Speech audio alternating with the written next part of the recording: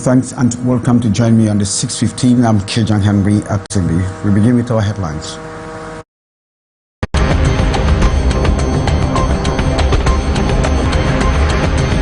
A family in Yaoundé in deep anguish after 69-year-old Joseph Taba disappeared nearly 3 months ago.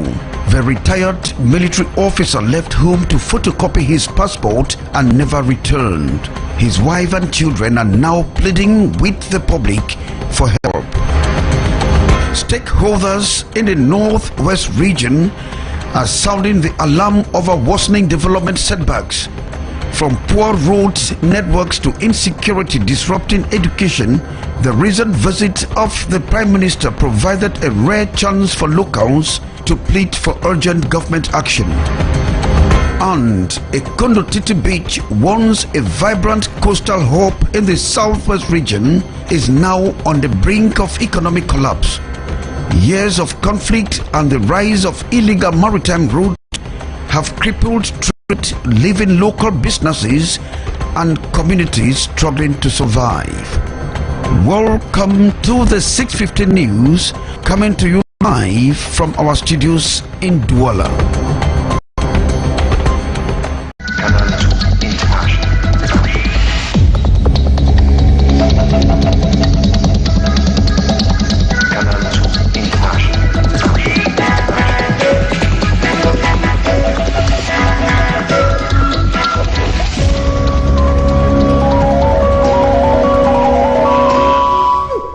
And welcome. You can hook up with us on our respective platforms on Canal International. Now we begin from Yaoundé, where a wave of fear and shock has actually gripped the Nkwabang neighborhood in Yaoundé 4 following the discovery of a brutally mutilated adolescent's body. In fact, found at the 10th District Police area, the victim's skull was shattered open while the testicles removed, and of course this is pointing to signs of ritual or possible ritual killings. Beatrice Ngamo followed that story. It was a peaceful Nkwabang neighborhood under Yaoundé 4 subdivision that wake up Sunday with a macabre discovery in front of this small house, disturbing the calm of the population. This neighbor was among the first to arrive. He's still in shock at the brutality of this disfigurement. C'est ma première fois de voir vraiment la cervelle d'un être humain, comment c'était partout sur le sol. C'est traumatisant, c'est traumatisant. The horror described by the forensic doctor after examining the lifeless body, chilling. The testicle has been removed. The skull was wide open. The body had significant injuries on the buttocks and back, and the arms appeared to have been broken. Ils ont enlevé le sexe, ils ont tourné, le dos était fendu, la fesse, commençant de la fesse en montant. According to medical services info, the victim is a teenage boy estimated to be between 16 to 17 years old. His death is believed to have occurred around midnight and the body found around 9 a.m. Sunday unidentified. Le corps était nu. Especially as no document was found on him or at the scene. Everything suggests that the perpetrators of this heinous crime used the desolate spot to simply dump what they saw as a burdensome package. Since yesterday, the local population has been haunted by this horrifying discovery. A scene of dread hangs over the neighborhood. Pour nous qui avions des enfants, ça nous perturbe parce que le quartier a toujours été tranquille. We, with children, we are really disturbed because the neighborhood has been very quiet. We usually hear such happening far. Like this, we are afraid. I've warned my children yesterday that from 6 p.m., everybody should be at home. Donc vraiment, ça nous fait peur. Dans le quartier, ça fait peur quand même. Ça fait peur quand même dans le quartier. Parce que ces choses n'est jamais arrivées ici. Mais tout brusquement, on voit déjà ces choses-là. Investigation, however, has been opened by the Mfou Gendarmerie to uncover the circumstances of this crime in a bid to tighten security and vigilance around. Very much Beatrice Ngamo reporting there, and stakeholders in the northwest region of the country are sounding the alarm bell or warning on the worsening development situation in that region, from poor road networks to insecurity that is hampering education. The Prime Minister's visit was an occasion for the elites or the people of that region to call for concern. Details with Sheriff Asele with calls from Northwest Chief Correspondent Ali Collins. There are fears that about 1,500 pupils in Cambe in the Northwest region may not have accommodation when the new school year begins in September. The alarm bell was sounded to the Prime Minister by the Mayor during the just ended visit of the Prime Minister to Bamenda. A devastating tornado just 3 weeks ago consumed a whole school, which is the main center of IDPs, and I think that we will not say this to you. Education that used to be the backbone of the region's economy before 2016, with most of the over 1 million enrolled students in the English-speaking regions, but today 150,000 others are unaccounted for as the sector rejuvenates, according to facts and figures presented at the 7th Steering Committee meeting of the Presidential Plan for Reconstruction and Development. To Minister Nalova Lyonga, the school dropouts are likely doing odd jobs, leading to the non-functionality of some schools. We can see the population, our Western population.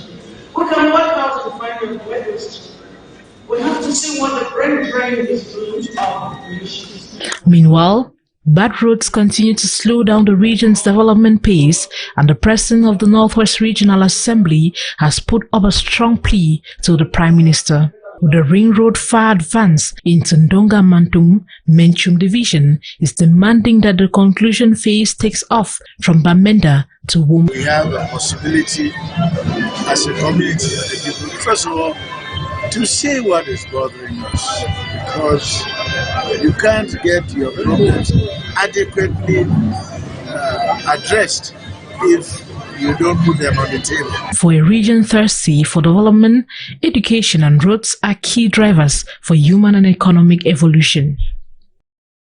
Thanks very much, Sherifa Saleh. And move over to Ekondo Titi, where the Ekondo Titi that was once a vibrant coastal hub is now actually at the brink of economic collapse. Now, years of conflict has actually affected that area with illegal maritime routes that are gaining grounds.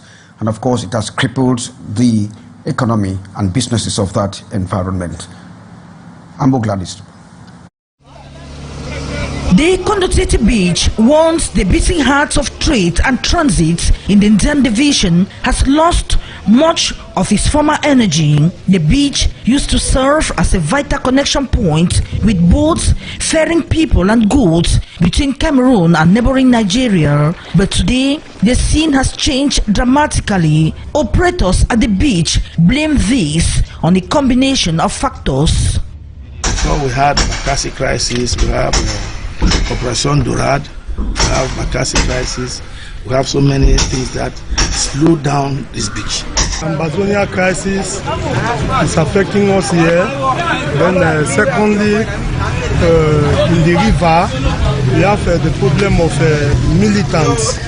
They disturb our boats and passengers on the waterway. Kumbamamfe Road, that have slowed down our activities here because the people, passengers used to pass from here to Nigeria and passing through Kumba to Mamfe, which is cheaper than what they were paying here.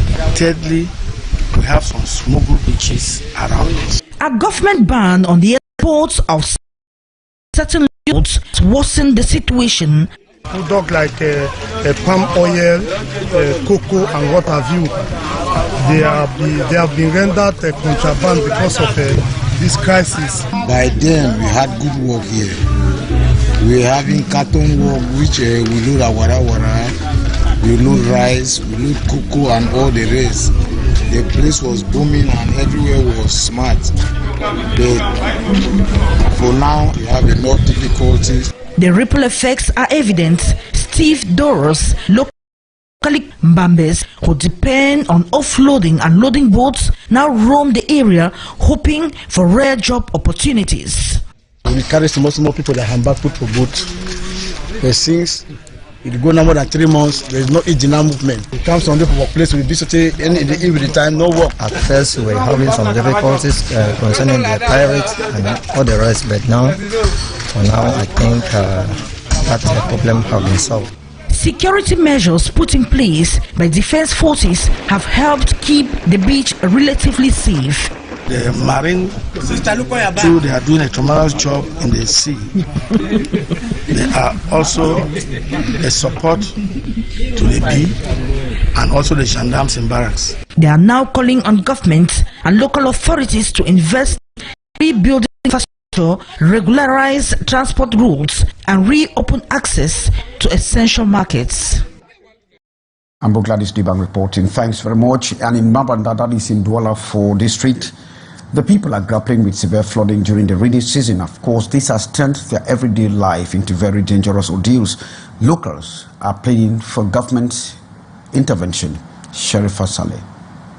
As torrential rains sweep through Douala, residents of Mabanda in Douala 4 locality find themselves increasingly cut off both physically and emotionally from the rest of the city. The neighborhood, characterized by its swampy terrain, becomes nearly impassable during the rainy season. Floodwaters rise swiftly, swallowing up roads and pathways. Even adults, aware of the dangers, can be seen sinking into thick mud with a single misstep. For parents, the situation is even more alarming. One resident recounted a harrowing experience where his child nearly drowned, leading to medical expenses of 150 CFA francs. Faced with these conditions, residents are being forced to come up with their own makeshift solutions. On a fait un nouveau drainage de l'autre côté là. Que la voiture l'eau peut passer en bas pour aller dans la mer de l'autre côté de la ligne là. The calls for help are growing louder. Inhabitants are urging the government and municipal authorities to rehabilitate gutters, improve drainage system, and address the general state of disrepair that afflicts the neighborhood. Les rigoles aussi ne sont pas en bon état. As Mabanda continues to endure the consequences of poor urban planning and insufficient infrastructure, its people hope that their voices will finally be heard. Sherifa Saleh. And the Douala chapter of the Cameroon Association of English-Speaking Journalists, CAMASET, has finally held its long-awaited elective General Assembly. To that effect, the incumbent Maureen D was re-elected for another 4-term mandate. Details in the following report. After months of anticipation, the elective General Assembly of CAMASET Douala finally held this weekend. Supervised by National Bureau representatives Ambe Macmillan and Egbe Frida, the process witnessed a high voter turnout. Is that which as a result of what they've been able to do in the past 4 years. And I think that with the unanimous votes which they've had, they will do more in 4 years. Incumbent President Indi Maureen was unanimously endorsed by the Assembly for another 4-year term. We'll get to work immediately because we have been installed, and then we'll see how to initiate projects because our role is impacting journalists, adding value, so we'll have a lot more projects than what we had last year. In a bid to ensure transparency and credibility, the election was observed by legal experts Barrister Eben Emmanuel, who praised the democratic conduct of the exercise. My role as observer, and I witnessed how the election was conducted. This is what I subscribe to. This is what I saw. Ethical value, and all through the process, they kept repeating, okay, ethics committee, and that's why I believe that by the time this executive is going out this fall, where we conduct the elections. Meanwhile, the national president of CAMASET, Jude Viban, has congratulated Maureen D on her re-election. He pledged continuous collaboration and support from the National Bureau to the Douala chapter. With leadership renewed, members say they are looking forward to a more vibrant and united Douala chapter. And congratulations to Maureen. A family in Yaoundé is actually in anguish, very deep anguish, following the disappearance of Joseph Taba, 69-year-old man who went to photocopy his passport. The military officer has not yet returned 3 months after he left the house. Details with Beatrice Ngamo. Tous tes enfants te cherchent, tes amis, Les voisins, même les enfants de tes voisins, tout le monde te cherche, Tadba. Tout le monde te cherche. Je ne sais pas là où tu es. Je ne sais pas. For 3 months running, the wife of the missing retired chief warrant officer have been in uncertainty. The husband photo has become her talking partner, her best pastime. She will hold and pour all her worries, asking Joseph Taba, her husband, to help them find him. Te voici que tu regardes maintenant sur la photo. Hein? Tu es allé où, Taba, Joseph? Tu es allé où? J'ai déjà pleuré, appelé tous tes ancêtres de venir au secours et qu'on puisse te retrouver. Que qu'en soit ce que quelqu'un a fait, si tu devais même quelqu'un, même si c'est quoi, que la personne te libère, tu retrouves le chez toi, Taba. C'est tout ce que je te demande. He left home last April 12, 2025 to photocopy his passport. Since then, the 69-year-old retired chief warrant officer has not returned. The wife, children, like friends, have embarked on all forms of search. The police, like gendarmerie, they have opened investigation to find this former gendarmerie commander. But a few days after his disappearance on April 20, calling his number, someone picked up the call, saying he got phone at Van, but he is on the way to Kribi. Il dit que le téléphone, si que tu appelles là, c'est pour mon père. Il dit qu'il a répondu qu'il a trouvé ça en Van. Et comme il a donc trouvé en Van, il est actuellement à Kribi. All efforts to get to him later ended in deadlock. This far, the wife and children are kind of lost. Mama Claudine and 7 children patiently awaits the investigation of the police and gendarmerie to get some answers at their pace also. The despairing mother, wife, is begging for help. Together with children, they are in pain, lost by such a disappearance. But that notwithstanding, they keep the flame of hope burning.